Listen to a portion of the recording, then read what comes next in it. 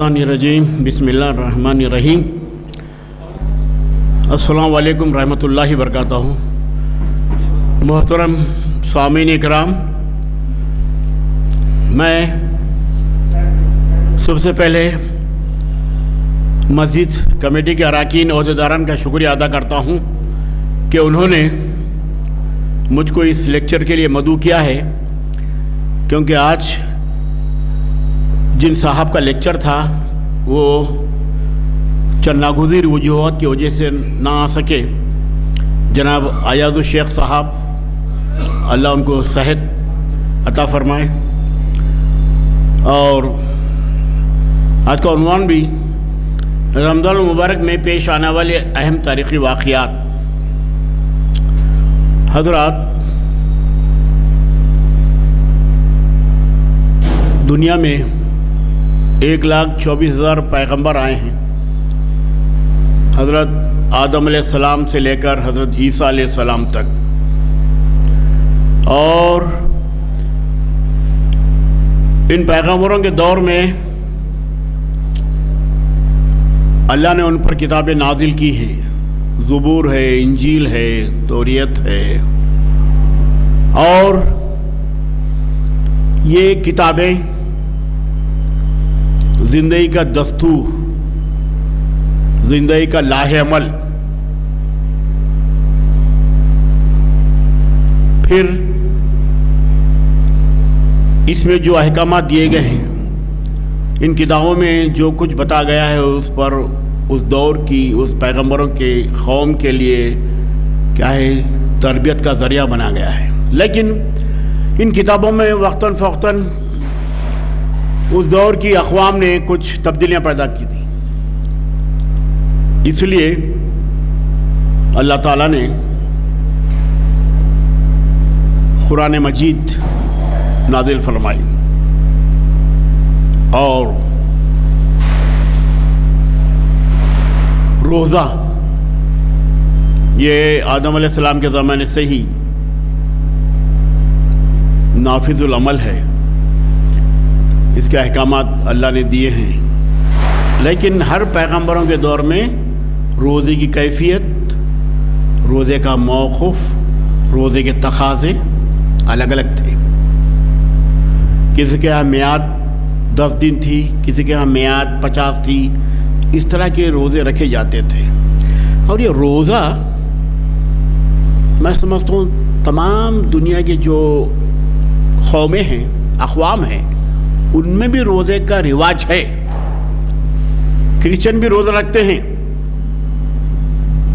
और गैर मुस्लिम हजरात भी रोज़ा रखते हैं। उनके पास तो चलन बहुत ज़्यादा है, हफ्ते में 1-2 मरतबा रोज़ा रखते हैं। वो किसी दिन चावल भी नहीं खाते वो लोग। पीर, मंगल, चारशुम्बा, जुमेरात तक या जुम्मा तक चावल खाते हैं। हफ्ता इतवार चावल नहीं खाते वो लोग, रोटी। पर अलग अलग तरीक़े हर लोग, हर कौम के, हर क्या है, मज़हब के मानने वालों के। लेकिन हज़रत सल्लल्लाहु अलैहि वसल्लम की तशरीफ़ लाने के बाद और सबसे अहम वाक़ियात ये है तारीख़ इस्लाम में कि ख़ास तौर पर मुसलमानों के लिए पूरी दुनिया में साल के 12 महीनों में 1 महीना रोज़ा रखने का हुक्म हुआ है अल्लाह की जानिब से। रोज़े का हुक्म हुआ है, और रोज़े के बहुत से तक़ाज़े हैं, मक़ासिद हैं, अग़राज़ हैं, मंशा है, मकसद है। रोज़ा हम क्यों रखते हैं, इसमें क्या राज पिन्हा है। रोज़े के 2 फ़ायदे आपको बताता हूँ। एक तो बहुत से फ़ायदे हैं रोज़े के। एक तो रोज़ा रखने से तक़वा में इजाफ़ा होता है। تقوی کو تقویت ملتی ہے. تقوی کے معنی اللہ کا ڈر، اللہ کا قرب. تقوی کے معنی یاد رکھیے آپ. اور روزے کا ایک اہم فائدہ آپ کو بتاتا ہوں. پوری دنیا کے لیے، پورے عالمی سماج کے لیے تربیت کا باعث ہوتا ہے. غریبوں کے دکھ درد کا احساس، غریبوں کی بھوک کا احساس روزے دار میں پیدا ہوتا ہے. اس میں احساس پیدا ہوتا ہے روزے دار میں کہ بھوک کی کیا تڑپ ہے، بھوک کی کیا کیفیت ہے. تو غریبوں کو ایک ٹائم کھانے کے لیے روٹی نہیں ملتی، کس طرح سے بھوک کا شکار رہتے ہیں غریب لوگ، غریب طبقہ.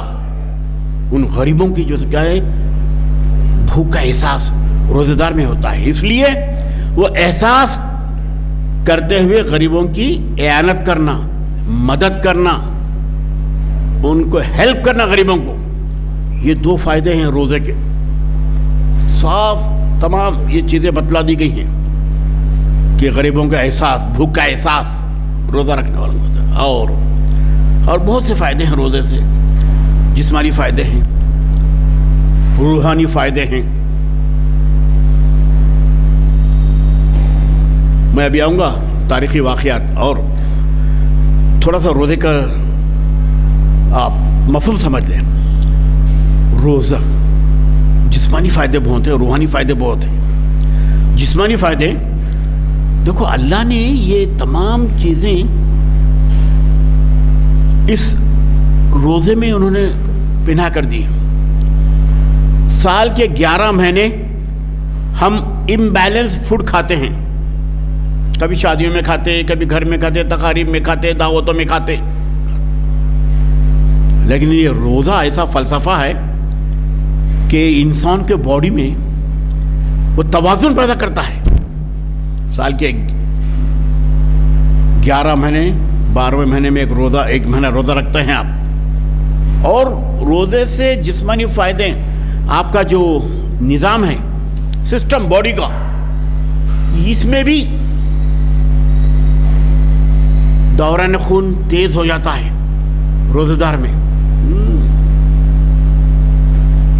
اور یہ جو مشنری ہے، اس کو تھوڑا سا سال میں 1 مہینہ سکون ملتا ہے، کیونکہ آپ 3 ٹائم کھاتے ہیں. 3 ٹائم یہ ہضم کرتا ہے معدہ. رمضان میں 2 ٹائم کھاتے ہیں آپ، ایک سحر میں اور ایک افطار میں. تھوڑا اس مشنری کو بھی تھوڑا سا آرام ملتا ہے. لیکن یہ بھوک و پیاس کا نام روزہ نہیں ہے. روزہ تزکیے نفس کا نام روزہ ہے. روزے سے نفس کی تطہیر بھی ہوتی ہے، نفس کا تزکیہ بھی ہوتا ہے روزے سے. یاد رکھیے آپ. اس لیے پورے عالم کے مسلمانوں کے لیے روزے فرض کیے گئے ہیں. اچھا بتاتے ہیں لچک، بھائی سفر میں ہے تو روزہ بعد میں کفارہ قضا ادا کر لو، یا بیمار ہیں، لچک ہے، فلیکسیبلٹی رکھا ہے اللہ نے بعد میں. لیکن یہ بھی کہہ دیا گیا ہے یہ ایک روزے کا ثواب قضا روزے رکھنے سے بھی نہیں ملے گا. اتنا بڑا ثواب ہے جناب. تو استقبال رمضان میں یہ نہیں ہے، استقبال رمضان میں یہ نہیں ہے کہ ہر اس کی بھٹیاں لگا دو، جگہ جگہ ہوٹلوں میں سجا دو. نہیں، اپنے نفس کے تزکیے کے لیے تیاری کرنا ہے. اپنے گناہوں سے نجات کے لیے ہمیں تیاری کرنا ہے. رمضان میں جو کچھ بھی احکامات دیے گئے ہیں اس پہ عمل پیرا ہونا ہے. اور رمضان کی اسپیشلٹی جناب علی، بہت سی اسپیشلٹی ہے رمضان کی. رمضان میں مسلمان سحر کرتا ہے، افطار کرتا ہے. رمضان کے فیوچرز بتا رہا ہوں آپ کو، خصوصیات بتا رہا ہوں. تراویح پڑھتے ہیں، اس کے بعد تلاوت قرآن کا دور دورہ رہتا ہے. عام دنوں سے زیادہ قرآن، کوئی 1 دور 2 دور 3 دور کرتے ہیں. بعض لوگ دن رات جو کیا ہے قرآن کی تلاوت میں مشغول ہوتے ہیں. اور ایک خاص اسپیشلٹی ہے، کیونکہ اللہ نے شہر رمضان، یہ شہر کے معنی ہیں، اکثر ہم شہر بدو سٹی کو بولتے ہیں ہم لوگ. عربی میں شہر کے معنی ہیں مہینے کے. شہر تراوی، شہر صوم، یعنی روزوں کا مہینہ، تراوی کا مہینہ. اور آپ دیکھیں تراوی ایسی چیز ہے کہ اسی مہینے میں حکم ہوا ہے کہ پڑھنا. تراوی روزوں سے اٹیچمنٹ ہے. تراوی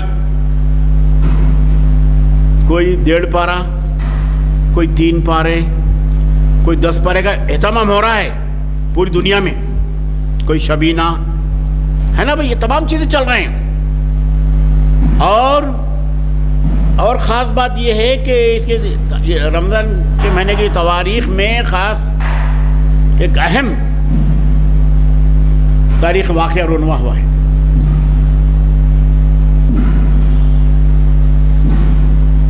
اور جو اسلام کی بقا کا بیس بن گیا ہے. غزوہ بدر رمضان کے ماہ میں جو کیا ہے شروع ہوئی ہے. 17 رمضان. تو آپ بتائیے، جنگ ہو رہی ہے، پھر رمضان کے جو تقاضے ہیں، روزے کے جو تقاضے ہیں، وہ اصول ہیں، اس کے قواعد ہیں، ضوابط تو پورے ہو رہے ہیں. روزے کے تلواروں کی چھاؤں میں نمازیں ہو رہی ہیں، تراویح ہو رہی ہیں. تو غزوہ بدر بہت امپورٹنٹ ہے. اور اس غزوہ بدر میں رمضان میں یہ کیا ہے جنگ ہوئی. غزوہ بدر جنگ. اور اس جنگ میں اسلام کے ماننے والے 313، پھر غیر اسلام کے لوگ کفاران قریش 1000. اب آپ اندازہ لگائیے. سیاست حکمت کا نام ہے. حکمت دانشوری، حکیم سے حکمت، یاد رکھو آپ. دانشوری، دانشمندی، فراست، تدبر، کئی معنی ہیں. تو آن صلی اللہ علیہ وسلم کی فراست و تدبر ہر میدان کے ماہرین تھے. آن صلی اللہ علیہ وسلم تمام چیزیں، جنگ کے بھی جو تقاضے ہوتے ہیں، سب سے تمام چیزوں کا پورا انتظام ہو جاتا تھا. تو جنگ بدر اسلامی تاریخ میں رمضان میں جو کیا ہے یہ شروع ہوئی ہے. اس کا بہت بڑا جو کیا ہے کریڈٹ ہے کہ اس جنگ کے بعد سے ہی اسلام کا فروغ ہوا. جیت ایمان کے ماننے والوں کی ہوئی. جیت، ہار کفاران قریش. بہت بڑا طویل جو کیا ہے یہ قصہ ہے، یہ واقعہ ہے جنگ کا. اور جنگیں اس کے بعد بہت ہی جناب، لیکن وہ الگ الگ مہینوں میں ہوئی جنگ. جنگ بدر، غزوات بدر ہے. ایکچولی یہ خاص بات یاد رکھ لیں آپ، حضور کے دور میں جو جنگیں ہوئی ہیں اس کو غزوات کہتے ہیں. غزوہ بولنا آپ، جنگیں نہیں بولنا. جنگیں وار، یہ وار، انڈیا چائنا کی وار، پہلی جنگ عظیم، دوسری جنگ عظیم. مفتی کہتے ہیں، لوگ علماء کہتے ہیں کہ غزوات کہنا، غزوہ کے معنی جنگ ہی ہے عربی میں. تو جنگ بدر، جنگ حنین 3 ہجری میں ہے. پھر اس کے بعد کئی جنگیں ہوتی رہی ہیں. جنگ خندق 5 ہجری میں ہوئی، اور جنگ تبوک 9 ہجری میں ہوئی. تو حضور کے دور میں، دور مبارک میں اس طرح کے 8 9 10 بعض لوگ بتاتے ہیں 13 جنگیں ہوئی ہیں، چھوٹی موٹی جنگ صفین اور تمام اس طرح کے. تو یہ جنگیں جو ہوئی ہیں، یہ غزوات جو ہوئی ہیں، یہ تو یہ ظاہر ہے کہ جب سے آدم علیہ السلام کا جو کیا ہے ظہور ہوا ہے، تب سے خیر و شر کی یہ جنگیں ہمیشہ ہوتی رہی، آج بھی ہو رہی، خیر و شر، خیر و شر. تو ان جگہوں کو بھی جو کیا ہے اللہ کی مدد بھی ملی. پھر آن صلی اللہ علیہ وسلم کی فراست اور تدبر کی وجہ سے کئی ایسے جنگیں بھی ٹل گئی ہیں. اور پھر اس کے بعد کا ایک بہت بڑا چیپٹر ہے کہ قرآن مجید اسی مہینے میں نازل ہوئی ہے. شہر قرآن کا مہینہ، شہر قرآن بھی کہا گیا ہے، شہر رمضان کہا گیا ہے. تو شہر قرآن کا نزول بھی اسی مہینے میں ہوا ہے.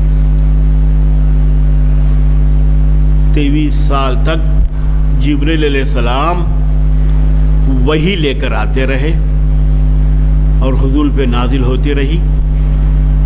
اور یہ اس کو مختلف وقتوں میں جو قرآن وہی آئی ہے اس کو جمع کر کے قرآن کی شکل دی گئی ہے. اب قرآن کے معنی ہیں بہت زیادہ پڑھی جانے والی کتاب، بہت پڑھا گیا. قرآن کے معنی قرآن اقرا سے نکلا ہے. قرآن بھی عربی لفظ اقرا. پہلی جو آیت نازل ہوئی نا، اقرا بسم ربک الذی خلق الانسان من علق، تو یہ اقرا یعنی پڑھ، تعلیم کی اہمیت، علم کی اہمیت. تو اسی سے یہ قرآن کا یہ لفظ بنا. اور یہ قرآن جو یہ نازل ہوا ہے، خود صلی اللہ علیہ وسلم کے مطابق جتنے پیغمبروں پر جبریل علیہ السلام آتے رہے، اس سے زیادہ نزول میرے پر ہوا.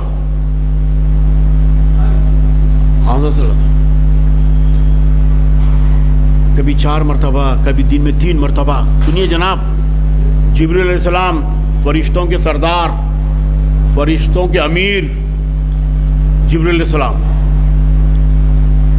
اور یہ وہی جب نازل ہوتی تھی تو اس کو جو کیا ہے سینہ بہ سینہ جمع کر لیتے تھے صحابہ کرام.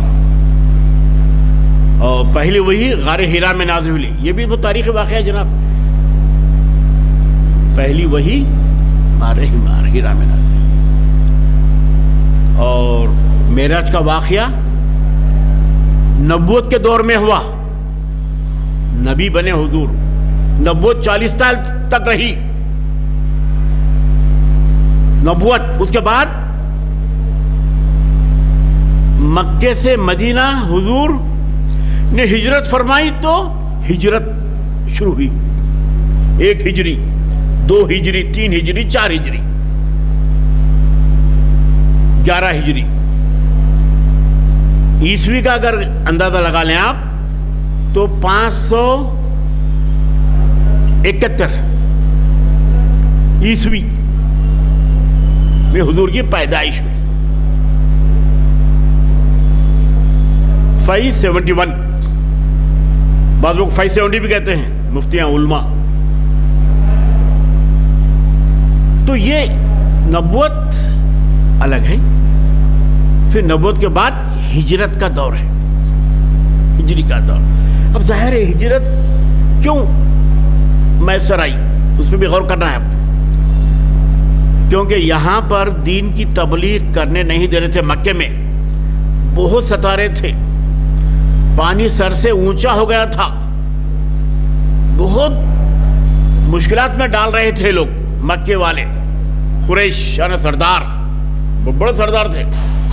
خود ان کے سرداروں میں ان کے چچا بھی تھے، حضرت ابو طالب، ابو سفیان، ابو لہب، رشتہ دار پورے لوگ.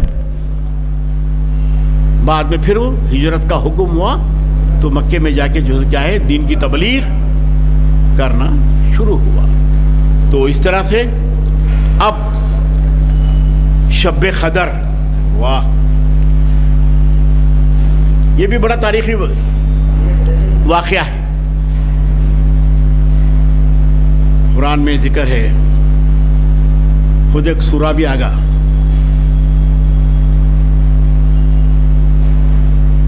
انا انزلناہ فی لیلۃ القدر، لیلۃ القدر خیر من الف شہر تنزل الملائکۃ والروح فیہا بإذن ربہم من کل امر سلام ہی حتی مطلع الفجر. قدر کی رات. دیکھیے جناب کہ قدر ایک تنقید کا پیمانہ ہے. قدر متعین، رات کی قدر بتا رہے ہیں.